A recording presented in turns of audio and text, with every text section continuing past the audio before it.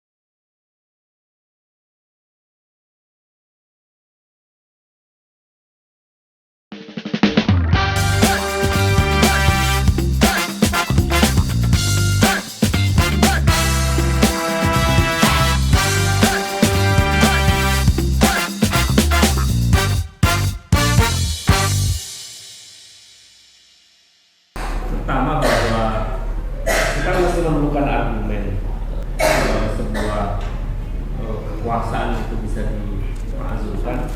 Tentu ada argumen-argumen akademik, ada argumen hukum, ada argumen sosiologis dan lain-lain, argumen ekonomi.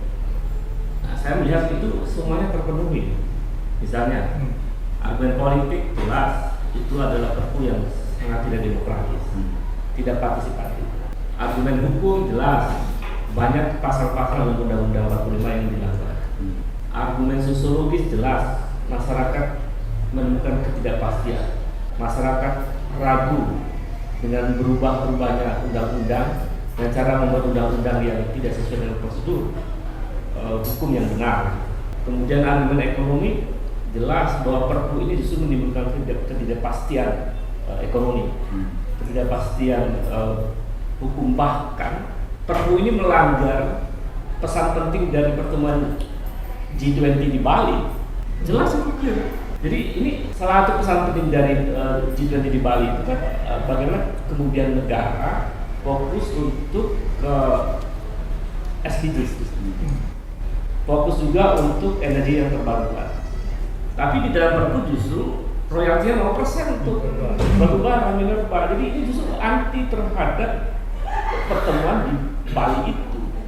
Jadi ini Perpu ini tidak hanya mengabaikan konstitusi, juga mengabaikan rakyat banyak dan mengabaikan pesan kepentingan kemanusiaan secara global. Jadi sudah sangat layak sebetulnya DPR melakukan proses-proses impeachment. Apakah pernyataan ini melanggar konstitusi? Tidak. Kami paham betul konstitusi. Karena itu kami ingin bahwa proses pemberhentian itu secara konstitusional melalui apa? Mekanisme impeachment. Atau menyatakan berhenti, itu juga konstitusional. Atau diminta oleh rakyat itu berhenti, itu juga konstitusional. Karena aspirasi rakyat. Jadi sebetulnya apa yang kita sampaikan ini yang sampai pada titik impeachment itu adalah narasi pikiran demi kepentingan bangsa ke depan. Dan itu berdasarkan konstitusi, bukan narasi yang bertentangan dengan konstitusi. Jadi Perpu ini adalah bukan perangkap hukum yang diberikan kepada Presiden untuk sewenang-wenang. Ini adalah untuk menangani suatu kondisi yang benar-benar diperlukan. Tidak ada hukum yang memadai dalam mengatasi kondisi tersebut. Harusnya begitu. Nah, jadi kita lihat kegentingan memaksa ini tidak ada. Jadi banyak mengatakan bahwa itu ada yang tadi seperti yang saya ungkapkan bahwa ini diada-adakan, kegentingan memaksa yang diada-adakan. Perpu Cipta Kerja itu adalah kepanjangan atau lanjutan dari Undang-Undang Cipta Kerja dengan revisi-revisi sedikit yang malah membuat ini lebih buruk dari Undang-Undang Cipta Kerja. Misalnya Undang-Undang Cipta Kerja tidak ada alidaya, ya, outsourcing, tetapi sekarang ditimbulkan lagi. Nah, Perpu ini adalah di DPR adalah menerima atau menolak, tidak membahas lagi yang namanya materi. Nah, jadi kalau DPR menerima ini, maka ini jauh lebih buruk dari Undang-Undang Cipta Kerja yang sudah dinyatakan inkonstitusional. Dengan Perpu sedemikian, materinya sedemikian banyak, ini tidak mungkin ini memuat yang namanya kegentingan memaksa. Kegentingan memaksa itu adalah sesuatu yang very spesifik gitu ya, sangat spesifik. Sehingga pada saat itu menanganinya juga sangat spesifik. Jadi bukannya semua undang-undang ini yang dimasukkan diadakan. Nah, undang-undang yang spesifik tersebut justru tidak masuk di dalam Perpu, yaitu Undang-Undang Pencegahan dan Penguatan Sistem Keuangan (PPSK). Lalu kita juga ada Undang-Undang Pencegahan dan Penguatan yang sistem keuangan tadi juga. Jadi Undang-Undang Nomor 2016. Jadi ini sudah banyak sekali yang tidak terakomodasi di dalam kegentingan memaksa itu. Nah, jadi saya rasa tidak ada jalan lain bahwa Perpu ini harus dibatalkan. Dibatalkan dalam arti kemungkinan eksekutif presiden itu mencabut kembali agar kegaduhan ini tidak meluas, atau DPR menolak, tidak mensahkan itu. Yang kami imbau adalah kalau DPR menolak, artinya bahwa Perpu ini adalah bermasalah. Dan kalau Perpu ini bermasalah, artinya adalah bahwa apa yang sudah dinyatakan, diungkapkan oleh para ahli tata negara ini sudah menjadi kebenaran. Jadi itu bisa diproses pelanggaran-pelanggaran konstitusi oleh presiden di DPR. Jadi saya rasa tidak ada jalan lain kecuali Perpu ini dibatalkan dan kemudian dievaluasi apakah Perpu ini benar-benar melanggar konstitusi agar jangan ada kejadian serupa terulang kembali bahwa konstitusi ini bisa dilanggar seenaknya. Nah, yang ketiga adalah soal prosesnya itu sendiri. Ini kan MK udah putusan inkonstitusional, harus diperbaiki, diubahlah, ya kan, dengan Perpu. Jadi ini lelucon yang nggak lucu. Kalau ada rakyat mengeluh atau masyarakat, ajukan aja ke MK. Pasti MK nolak. Karena MK kan iparnya Jokowi. Itu dalam segi hukum nggak boleh Ketua Mahkamah Agung atau Ketua MK punya hubungan saudara dengan Presiden. Karena pasti dia akan membela iparnya. Iya kan? Di seluruh dunia yang mengaku negara hukum demokratis tidak boleh harus mengundurkan diri hakim yang punya konflik kepentingan. Nah, di situ dilempar ke DPR, ya kan? Setelah menolak, nah nanti pemerintah bikin lagi Perpu. Nah, sekarang udah rame nih kritik terhadap Perpu. Mulai lagi ada usul, silahkan ajukan kembali ke MK. Ini negara sirkus apa negara hukum?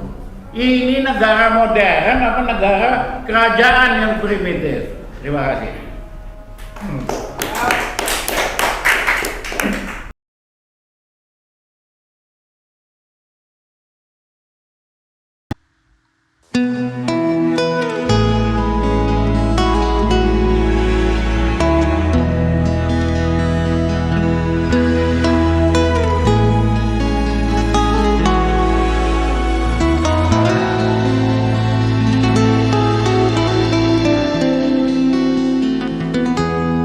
Ketika matahari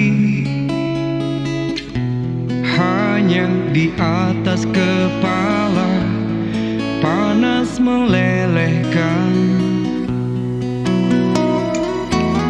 ketika keadilan akan ditegakkan di hari akhir zaman. Padang yang luas tak ada naungan, tapi Engkau pemimpin adil.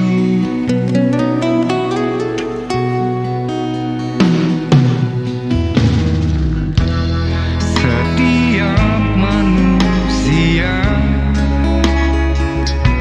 adalah khalifah di muka bumi ini.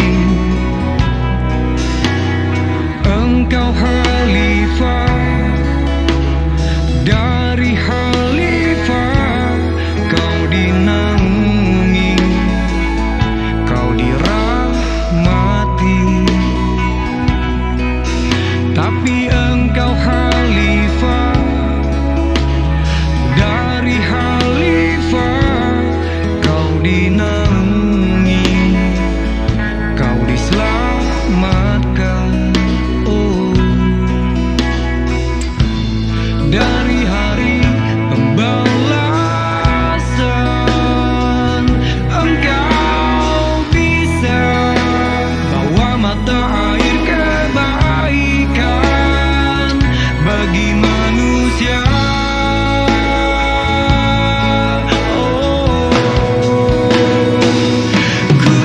Kuasamu juga bisa menenggelamkan umat manusia.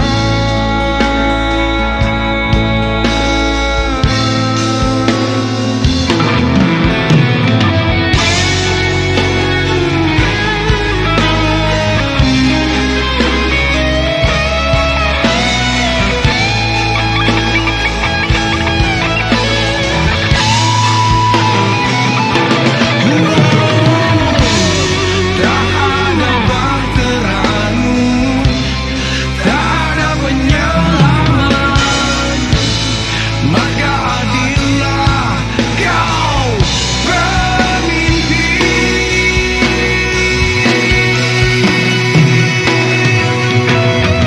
Engkau khalifah, dari khalifah kau dinaungi, kau dirahmati. Tapi engkau khalifah, dari khalifah kau dinaungi, kau diselamatkan.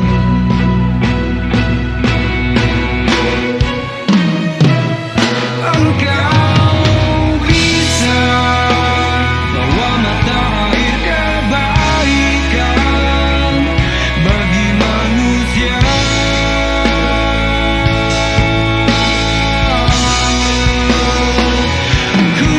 Kuasamu juga bisa menenggelamkan umat manusia.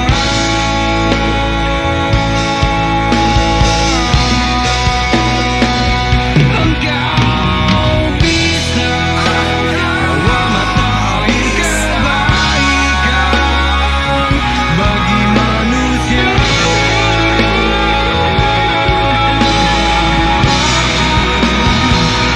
Kuasamu juga bisa menenggelamkan umat manusia.